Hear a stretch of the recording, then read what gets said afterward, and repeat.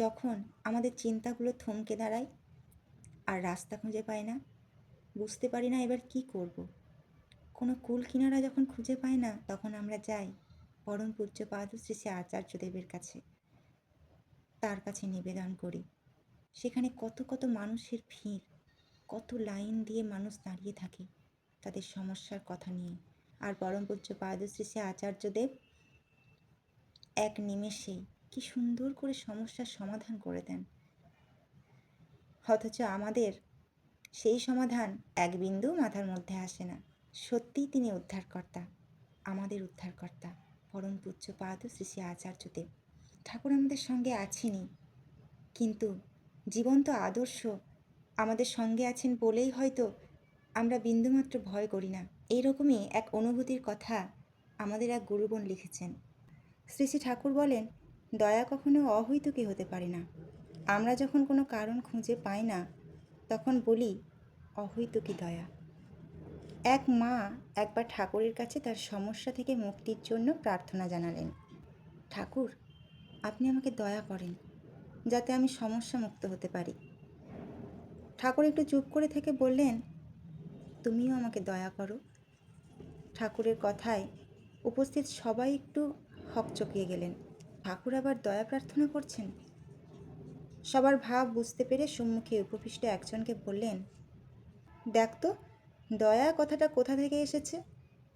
অভিধান খুলে দেখা গেল দয়া কথাটা এসেছে দয় ধাতু থেকে, যার অর্থ রক্ষা করে চলা। উপস্থিত সকলেই একটি চিরপরিচিত বিষয়কে আরও গভীরভাবে হৃদয়ঙ্গম করতে পারলেন। শ্রী শ্রী ঠাকুর প্রকারান্তরে বুঝিয়ে দিলেন, যাঁরা তাকে রক্ষা করে চলেন, অর্থাৎ তার নীতিবিধিগুলো মেনে চলেন, তারাই দয়ার অধিকারী হন। এটা বলার অপেক্ষা রাখে না যে তার সৃষ্ট আচার্য পরম্পরা অনুসরণের মধ্য দিয়ে আমরা অহরহ দয়ার অধিকারী হয়ে উঠছি। ব্যক্তি জীবনে আমিও এর ব্যতিক্রম না।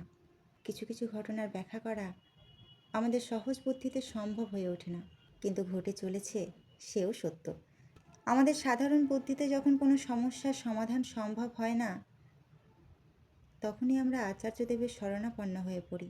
আমার জীবনে ঘটে এমনই একটি ঘটনা। আমি নদিয়া জেলার চাকদহের বাসিন্দা। কলকাতায় এমএ ভর্তির সময় এমন কিছু ঘটনার সম্মুখীন হতে হয় যা আমার ভাবরাজ্যে আমূল পরিবর্তন ঘটায়। এমএ ভর্তির সময় বিশ্ববিদ্যালয়ে প্রবেশিকা পরীক্ষা দিতে হয়। বিভিন্ন বিশ্ববিদ্যালয়ে ভর্তির আবেদন করেছিলাম, তবে যেখানে আমার ভর্তির প্রথম লক্ষ্য ছিল সেখানে আসন সংখ্যা ছিল খুব কম। পরীক্ষা দিয়েছিলাম, কিন্তু আমি বাংলা মাধ্যমের ছাত্রী, আর পরীক্ষা ইংরেজিতে হওয়ায় আমার পক্ষে খুব কঠিন হয়েছিল। আমি ধরেই নিয়েছিলাম মেধা তালিকায় আমার নাম থাকবে না। সেই কারণে গুরুত্বপূর্ণ দিন তারিখেরও সেরকম কোনো খোঁজখবর রাখতাম না। 12ই আগস্ট ভর্তি হওয়ার শেষ তারিখ ছিল, সেটা আমার জানা ছিল না। পুরো ভর্তি পর্বটা ছাত্রছাত্রী ও অভিভাবকদের কাছে একটা বড় চিন্তার সময়, সেটা সবারই জানা।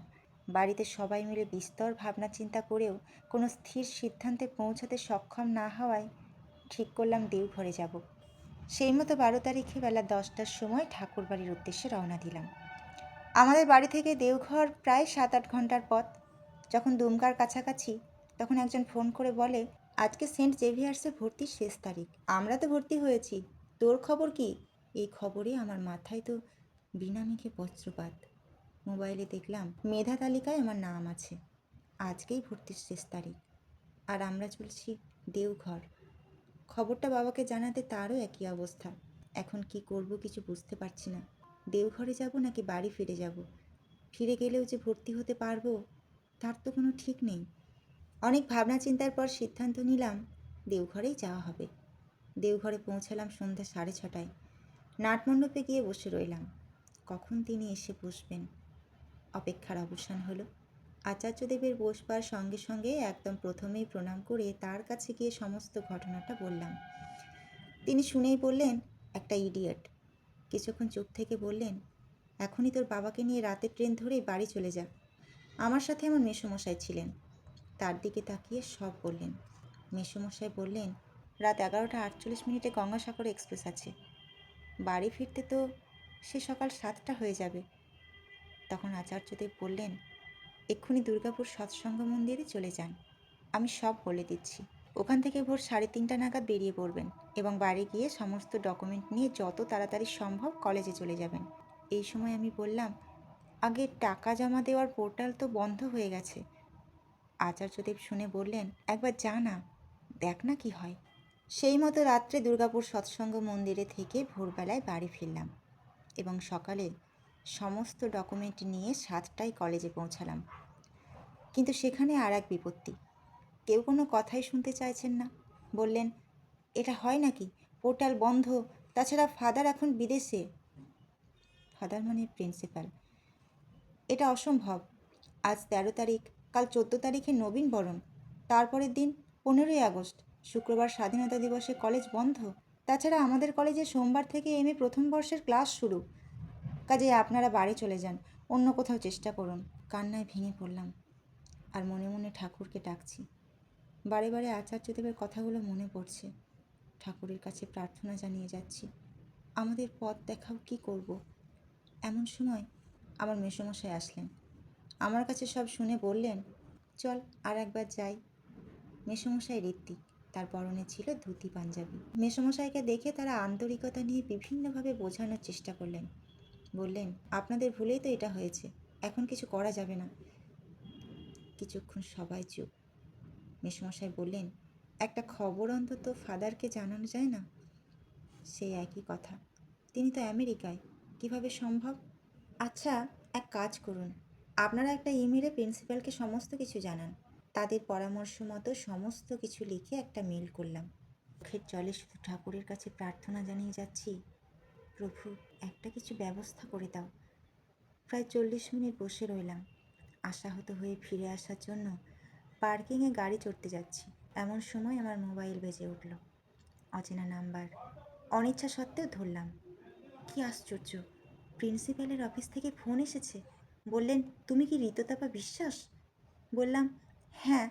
তিনি বললেন, ফাদার এক্ষুনি পোর্টাল খুলে দিয়েছেন, মাত্র 30 মিনিটের জন্য। তুমি এক্ষুনি নির্ধারিত টাকা জমা দিতে পারবে? বললাম, হ্যাঁ। এক অনির্বাচনীয় অবস্থা।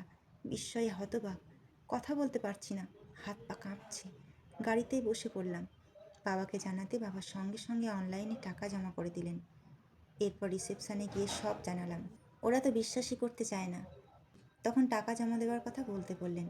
ঠিক আছে, আগামীকাল তো বেলা 12টায় নবীন বরণ। তুমি সকাল 9টায় এসে ভর্তি হবে এবং সময় মতো যেখানে নবীন বরণ হবে সেখানে চলে যাবে।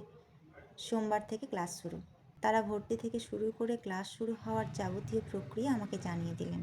আমার সঙ্গে ঘটে গেল এমন এক অভাবনীয় ঘটনা। পুরো ঘটনায় আমি তো বাকরুদ্ধ। এটা কিভাবে সম্ভব? কে বলে তিনি নেই? তিনি এখনও লীলা করে চলেছেন। আচার্যদেবের মাধ্যমে তিনি আমাদের কাছে জীবন্ত হয়ে আছেন। তিনিই গুরুমুখ। শ্রী শ্রী ঠাকুর সত্যানুসরণে বলেছেন, গুরুমুখী জীবের প্রকৃত উদ্ধারকর্তা। তিনি আমাদের মধ্যে এখনও জীবন্ত হয়ে আছেন। চাই শুধু ভালোবাসা আর অচ্যুত গভীর বিশ্বাস। ঠাকুর বলেছেন, ইষ্টগুরু পুরুষোত্তম, প্রতীকগুরু বংশধর, রেত শরীরে সুপ্ত থেকে জ্যান্ত তিনি নিরন্তর। জয় গুরু।